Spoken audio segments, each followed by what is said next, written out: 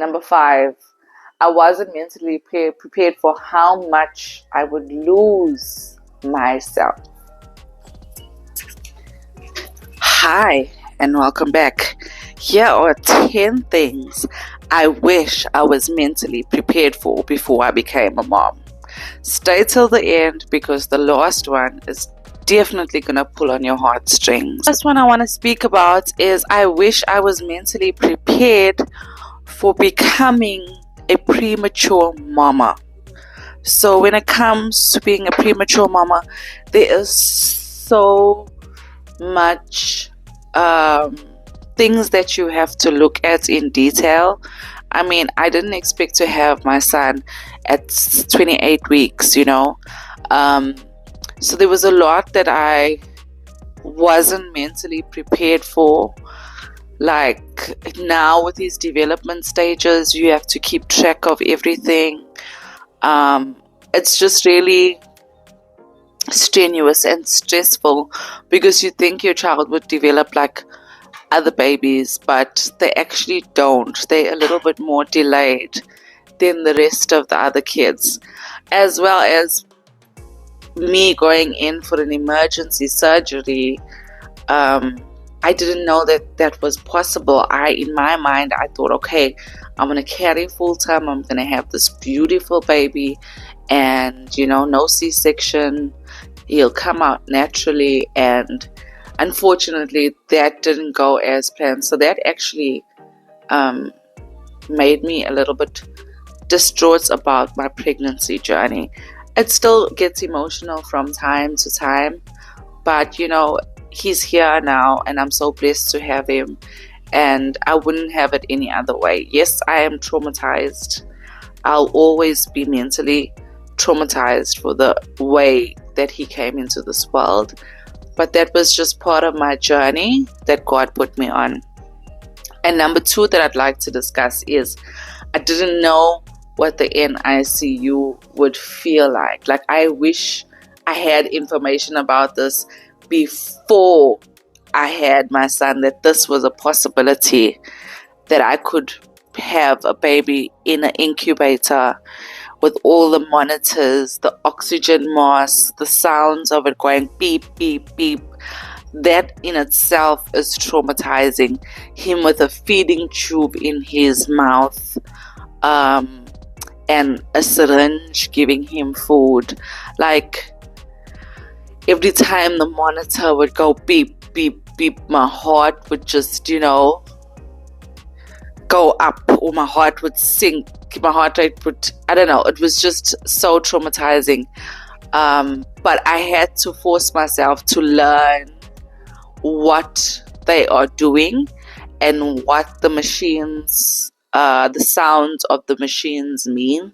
And eventually I started changing the dosage on the machine myself, or calling the nurses to say, well, you didn't do this. Or I would take his feeding, like his milk, out of the bag myself and measure it and give it to him, because there was a chart that would say he's feeding 9 ml every 2 hours, or 10 ml or 14 ml every 2 hours of breast milk.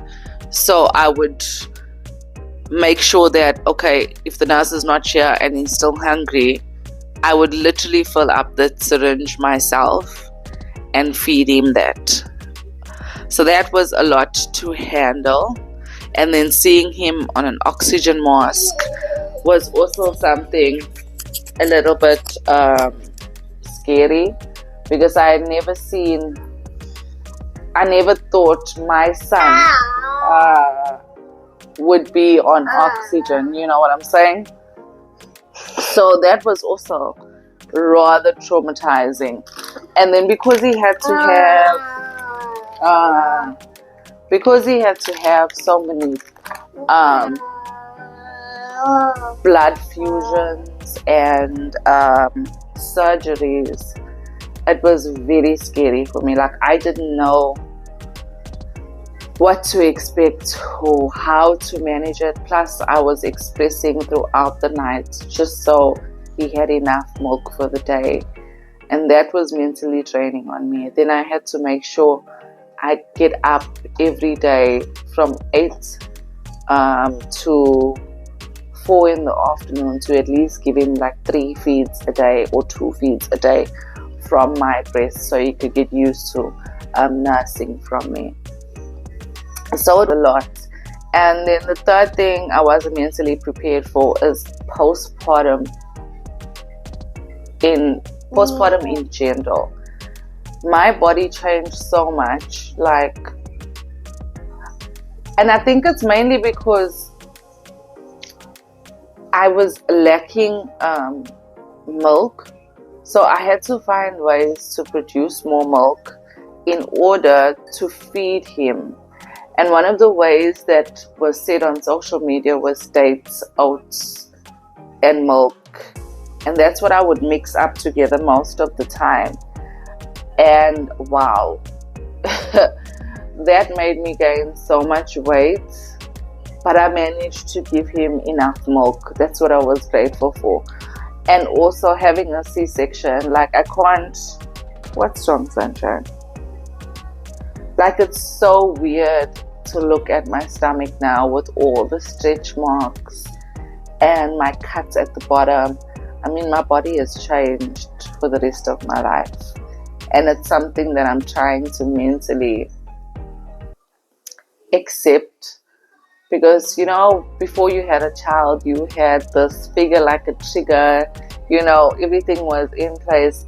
And also with having a baby, your skin stretches, so you end up having stretch marks and scars where you didn't have before. But that just comes with God's gift of us being able to bring life into this world. Number 4 was I wasn't mentally prepared for being a mom in a foreign country and not having a village. So I do have a lot of friends, right?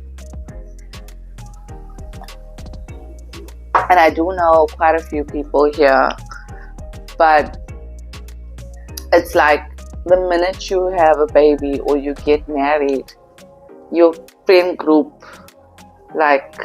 disintegrates. They're not as present as they used to be before. And I understand that because my life is now different to theirs. So it's been hard on my husband and I to solely look after him and not have a break, from being in mom and dad mode 24/7. So that's something that's also taken a toll on us mentally. But obviously I wouldn't change it for the world. And sometimes when we go on vacation, we just like, Dad, Mom, listen, take Jadalen. It's your responsibility tonight. Mommy and Daddy just need a married couple time. We'll go out for dinner or, go out with my siblings, to go for dinner and play games and just be youngsters again, Because when you're a parent, everything changes. Number 5, I wasn't mentally prepared for how much I would lose myself. Now this one is very deep to me because I feel like a lot of myself has changed. And it's not just only with having a baby and being married. It's a whole lot of things that have changed. Now I have to prioritize him. I have to think of him before I think of myself. I have to think of my husband before I think of myself. When I was single and when I was living my life as a youngster, I didn't have to answer to anybody. I would just do what I wanted to do, and that was it. And now I find that I have to make sure they are good before I do anything, And a lot of the time with my training, it's Sometimes I wake up in the morning motivated to go to the gym and I want to get up and go. But then I realize, oh man, I have my son with me, I have to just feed him and wait for my husband to get home. Then I can see to myself. And even though I find that I have to think about them first, in a way I also want to be a little bit selfish and put myself first. You know what I'm saying? Because the only way I am able to manage or deal with or function as a peaceful and humble person and patient person is being able to work on me first and then seeing to them. Even though this might sound so selfish, guys, forgive me, but the reality of the situation is if I don't put myself first, I'm gonna break down for them. So that's something I am still working on, managing my life with that, realizing that I need to stop thinking of myself all the time and try and focus and think of them. And I've got some notes here, so that's why I'm just going off the notes, because when I was writing this, it was so emotional for me. Point 6, I didn't realize how much everything would revolve around my son. And this is so true because, wow, before I even think of doing what I want to do, I got to make sure that he's good.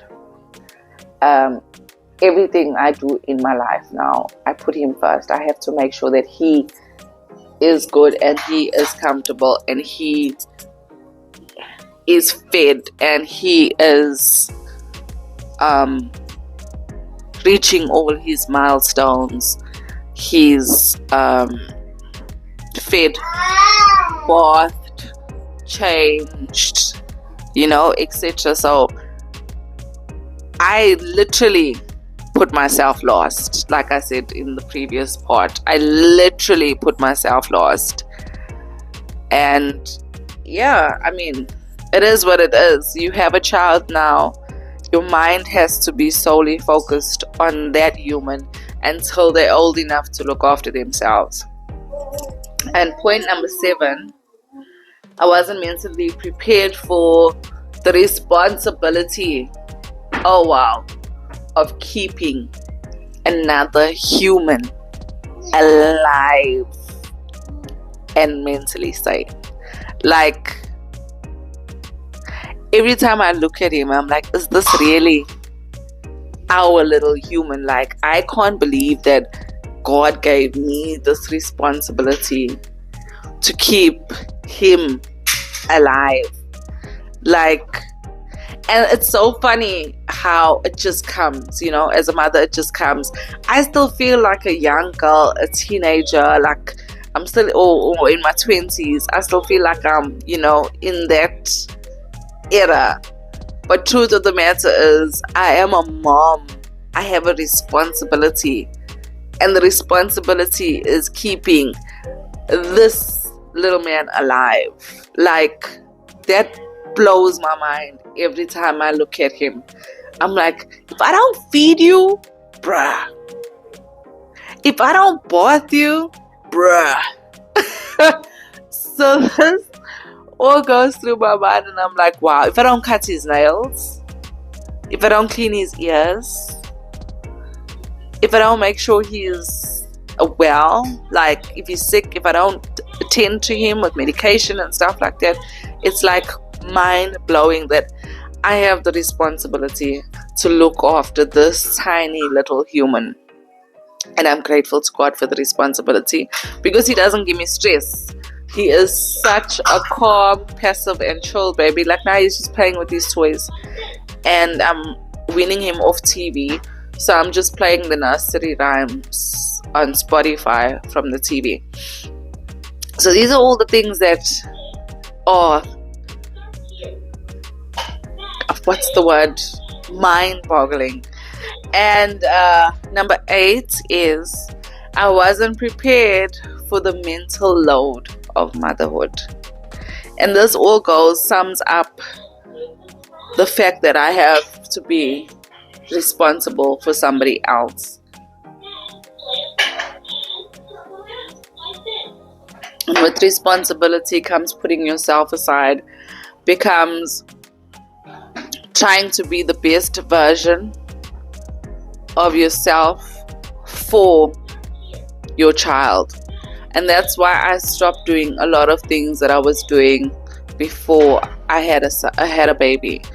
Like, I used to go clubbing, I used to go to bars. I would just want to get out the house and go have a drink and smoke some shisha. Or I would be on the weekend, because I know it's the weekend, I would drink at home and chill, because in your mind as South Africans, oh yeah, it's the weekend, let me just have a drink, you know. But those things had to stop. I stopped smoking cigarettes. I think I haven't smoked cigarettes in about a year now. Last year May, when he turned 1, I was done with smoking cigarettes. Vaping, I think now it's been between the 8 months I've stopped vaping. Alcohol, also from January I stopped drinking. I'm trying to push through the rest of the year of no alcohol, and then we'll see how I feel afterwards. Personally, I don't feel I need alcohol, but you know, just to have a social drink here and there, I don't think there's anything bad with that. And then I wasn't mentally prepared for the fact that I would have to be so patient. It changed me. It made me more sensitive. Like, number 9 is like very dear and close to my heart, because I was someone that just didn't care about anybody. Like, I could switch off like this. And having my son showed me that I need to be a little bit more sensitive and have more empathy and sympathy for people and be more emotionally connected. So that was something that has changed me, and it's made me more patient, more kind, more considerate, more giving. Having a baby changes your whole perspective on life, because now you are a mother, you know. Just the word mother is out of this world, because there's so much that has to change in your life. And it's made me more patient. Like I said, it made me more understanding. It's made me more loving, compassionate, grateful to God for this gift. And I'm more attentive to my husband as well, because without him I would have never had such a precious human being in my life. And here we are at the final one, number 10, that I feel like is the most dear to my heart, because I was not mentally prepared to love this deeply. Like, I know love, but I didn't know love could be this strong. And like I said previously, I'm not someone that expresses my emotions so much and says that I love you. Like, it is very rare. And after having my child, our child, my love for him is indescribable. Like, I can't believe that I could love somebody I can't believe that I could love somebody so deeply that it's like a part of me is stuck, literally. No. It's like a part of me is literally in tune with him. Like it's like I'm glued to him, and if anything would happen that, I don't know, it's just a crazy type of love that your heart breaks if anything could have happened. Like it's like your heart will be crushed. And the same way I love him, I love my husband. I love my husband just as deeply. Like, it's so amazing how when you're young and you don't really understand what love is, and then you find the people in your life that makes you understand that love is worth living for. Love is worth fighting for. Love is worth sacrificing yourself for somebody. Love is worth living and breathing for, because without love we are lost in this world. And that ends the 10 things that I wish I was mentally prepared for before I became a mother. And I hope this resonates with you. If it does, please like, subscribe, and share. And if you go to my YouTube page, I have a video on my delivery and how my birth story with my son and how traumatizing it was. And yeah, guys, this is it. Thank you for staying until the end. I know I made this video really fast and I ranted about, and I appreciate everybody that has subscribed. And yeah, we'll see you again in another video. Bye for now.